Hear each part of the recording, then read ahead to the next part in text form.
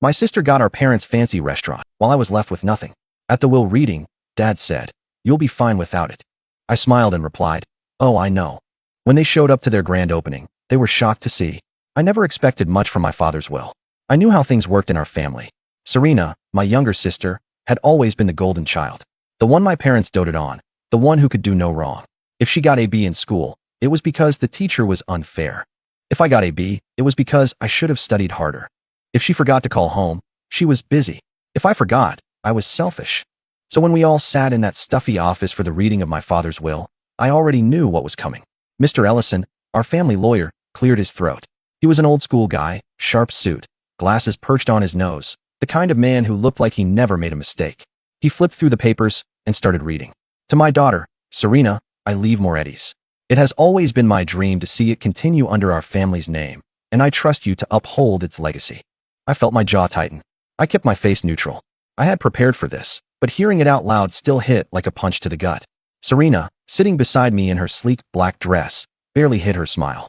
Of course, she acted surprised, placing a hand on her chest, as if she wasn't expecting it. But she knew. She'd always known. Ellison continued. To my son, Luca. I sat up slightly. I know you'll be fine without it. That was it. That was all he had to say. I didn't move. I didn't react.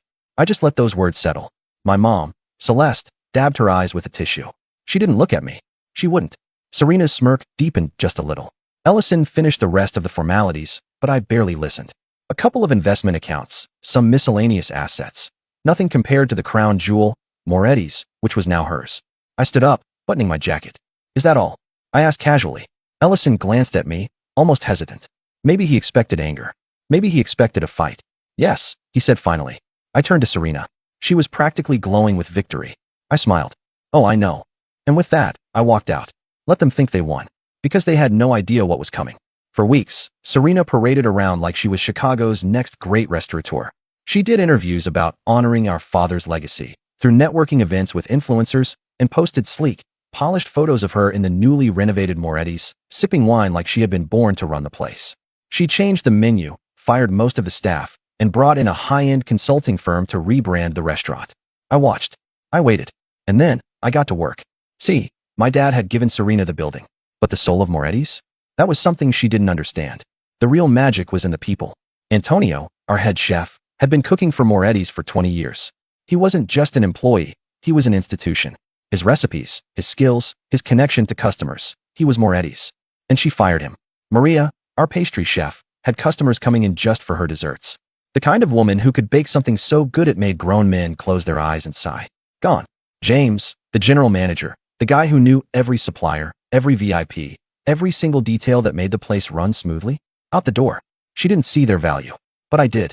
And one by one, I hired them. I took the best cooks, the best servers, the best bartenders. I took the real Moretti's. And then, just a block down the street, I opened Luca's. The night of Moretti's grand reopening, Serena was on top of the world. The place was packed with reporters, local celebrities, and high society guests. Photographers snapped pictures. People toasted to her success. She had no idea what was happening just one street over. At Luca's, we opened our doors that very same night. No press. No red carpet. No big speeches. Just food. The real food. Antonio was in the kitchen, making the same pasta dishes that had kept customers coming back for decades. Maria's desserts flew out of the kitchen, each plate greeted with a smile and a satisfied hum. The servers recognized familiar faces, remembering names, remembering orders. That was what Moretti's used to be. Word spread fast. The first wave of customers arrived, curious, intrigued. Then came the old regulars, the ones who had been eating at Moretti's for years but had been pushed out by Serena's new exclusive clientele strategy. By the end of the night, our place was full. And Moretti's? Well, things weren't going quite as smoothly. The next morning, I woke up to a text from James. James, she's losing it. I grinned and rolled out of bed. I took a slow walk down to Moretti's. The restaurant was closed for maintenance. But I knew better. I walked around the block and saw my mom and Serena standing outside, deep in conversation.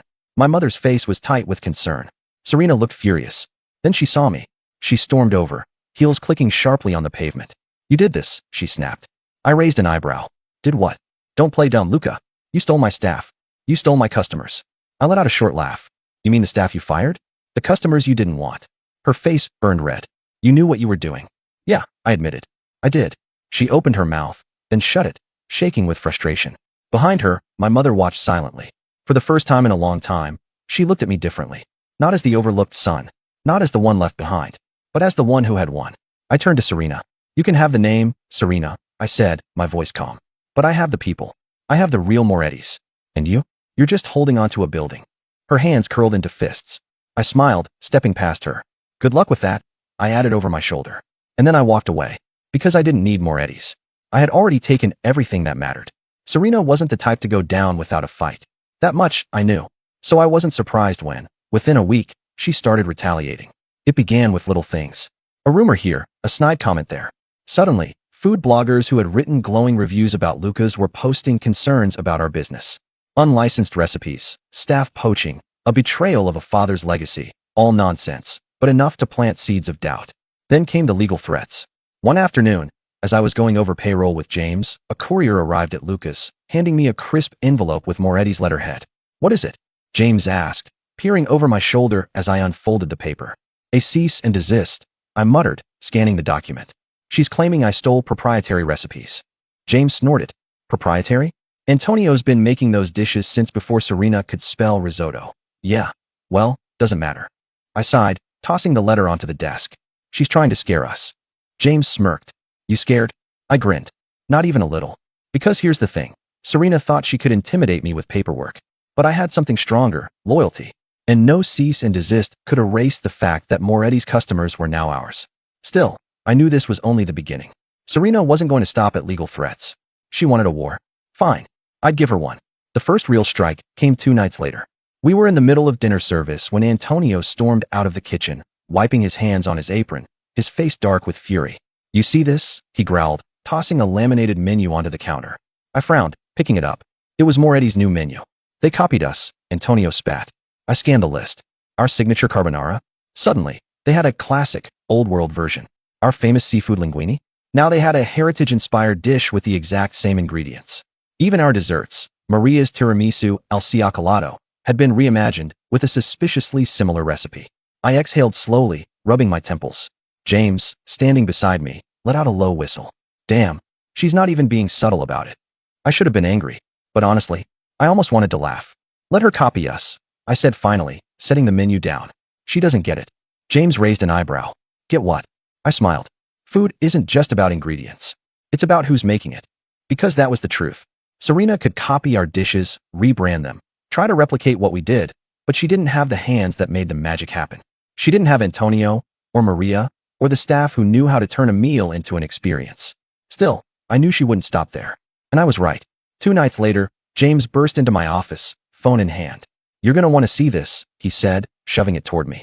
I took the phone, glancing at the screen. It was an article.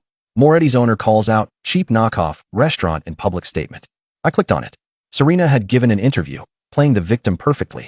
It's disappointing to see someone exploit our father's legacy for personal gain, she was quoted as saying. Moretti's has always been about family, tradition, and excellence. Unfortunately, some people are willing to take shortcuts rather than build something of their own. Below the article, the comments were already rolling in. Wow, stealing recipes from your own family? That's low. Guess some people can't stand on their own without riding daddy's coattails. Never eating at Lucas. Gotta support the real Moretti's. I clenched my jaw. Serena was trying to paint me as the villain. She wanted to turn public opinion against me. James watched me carefully. You want to respond? I exhaled slowly, setting the phone down. No, I said. She wants me to react. I'm not playing her game. James nodded. So what's the plan? I leaned back in my chair, thinking. Serena was trying to control the story. She wanted the narrative to be about betrayal, about stolen recipes, about me being the bad guy.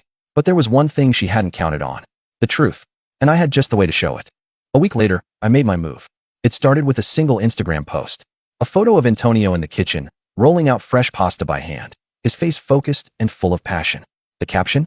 Authenticity isn't just about a name. It's about the hands that create it. Come taste tradition at Lucas. Within hours, the post exploded.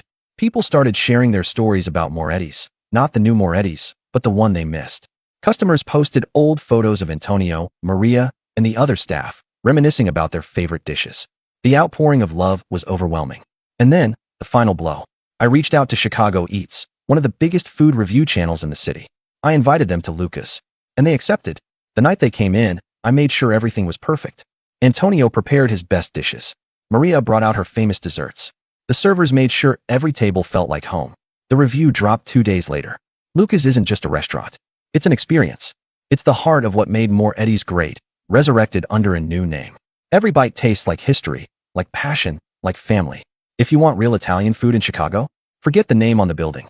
Lucas is where you need to be. The internet exploded. People flocked to Lucas in droves. Reservations were booked out for weeks. And Moretti's? It started bleeding customers. Serena tried to pivot. She ran promotions, slashed prices, even started offering exclusive VIP dining experiences. But it didn't work. Because when people crave authenticity, no amount of marketing can replace the real thing. And she was learning that the hard way. One night, after closing, I stepped outside for some air. The city was quiet, the streets still. I leaned against the brick wall, taking in the success of what we had built. Then, I heard footsteps. I turned. Serena stood there, arms crossed, eyes cold. "You think you won, don't you?" she said, voice sharp. I sighed. "Serena, this was our family's restaurant," she hissed. "And you?" She exhaled sharply, shaking her head. "You ruined it." I stared at her for a long moment. "I didn't ruin anything," I said quietly. "You did that all on your own." Her jaw tightened. For the first time, I saw something flicker in her expression. Doubt, regret, and maybe, just maybe, a hint of realization. But she wasn't ready to admit it. Not yet. She turned abruptly, walking away into the night. I watched her go, exhaling slowly. This wasn't over. Not yet. Serena didn't show up at Luca's for a while after that night. But I knew she wasn't done. When people like her lose, they don't just accept it and move on. They wait. They plot. They try to claw their way back, convinced that if they just work hard enough, scheme hard enough, they can turn things around. And that's exactly what she did. A month after our last conversation, I heard the news. Moretti's was being sold. At first, I thought it was just a rumor, but then I saw the announcement myself. A press release from Serena, full of corporate buzzwords and carefully crafted nonsense about stepping away to pursue new opportunities. James was the one who brought me the real story. "She's drowning, man," he said, tossing a folder onto my desk. "I talked to a few suppliers. She's months behind on payments. Bookings have plummeted. She's running at a loss and has been for weeks." I flipped through the numbers, not surprised in the least. The moment people realized Moretti's had lost its magic, they stopped coming. It didn't matter that the name was still on the building. It wasn't the same place. She had made sure of that. "So she's selling?" I asked. James smirked. "More like she's forced to sell. She needs a buyer fast, or the bank's gonna come knocking." I leaned back in my chair, exhaling. There it was. The final piece falling into place. She had taken Moretti's from me, thinking it was everything. Thinking I would be nothing without it. And now? She was the one walking away empty-handed. James watched me carefully. "You thinking what I think you're thinking?" I didn't answer right away. I just stared down at the folder, tapping my fingers against the desk. Then, I picked up my phone. "Call Ellison," I said. "Tell him I want to make an offer." Buying Moretti's wasn't about nostalgia. It wasn't even about revenge. It was about closing the circle. I wasn't going to let some faceless corporation take it and turn it into another overpriced, soulless franchise. If Moretti's was going to change hands, it was going to be mine. It took 2 weeks of negotiations. Serena fought hard, tried to act like she had leverage, like she was walking away on her terms. But we both knew the truth. She was backed into a corner. She had no choice. In the end, the deal was struck. Moretti's was officially mine. And the first thing I did? I shut it down. Not forever, but long enough to strip it of every last thing Serena had tainted. The corporate decor? Gone. The pretentious, influencer bait menu? Tossed. The overpriced, exclusive dining experiences? Dead. And then, I did something that sent shockwaves through the city. I announced that Moretti's was reopening. As a second location of Luca's. The day we put up the news sign, "Luca's at Moretti's," I got a call. It was her. "Congratulations," she said, voice clipped. "You got what you wanted." I leaned against the counter, watching as my team prepped for our first night. "No, Serena. I got what Dad wanted. A restaurant that actually means something." There was a long pause on the other end. Then, quietly, she said, "He never believed in you." It wasn't an insult. It wasn't even meant to hurt. It was just the truth. And that was the real revenge. Because even without his belief, even without his approval, I had won. And Serena? She was the one left with nothing. I smiled, exhaling slowly. "You're right," I said. And I didn't need him to. Click. I hung up. And then, I walked out onto the floor, ready to open Luca's newest chapter. يعني احنا كل سنة بيبقى فيه تطور، بس هو الشكل العام انه بيبقى فيه تنظيم كويس في كل سنة، وهو الجديد المرة دي ان الحياة هي اللي بتغطي المهرجان. وتحية لكل العاملين في الحياة مني ومن فرقتي الموسيقية. وعايزة يعني انوه لحضرتك كمان انه النهارده الحفلة ترند. حفله حضرتك. يمكن كان في ترند الاول الاستاذ علي حجار وحضرتك النهارده، فيعني اعتقد ان ده نجاح كبير جدا كمان للمشاهدين اللي بيشوفونا على التلفزيون. ما كانش ليا حظ ان انا احضر حفله الاستاذ علي. أيوة طبعا. لكن هتابع بقى بعد كده كل الحاجات، تابع وتشوف بقى الترند بقى والحاجات. ان شاء الله. سريعا كده اي جديد عند حضرتك بتقدمه الفتره اللي جايه؟ يعني انا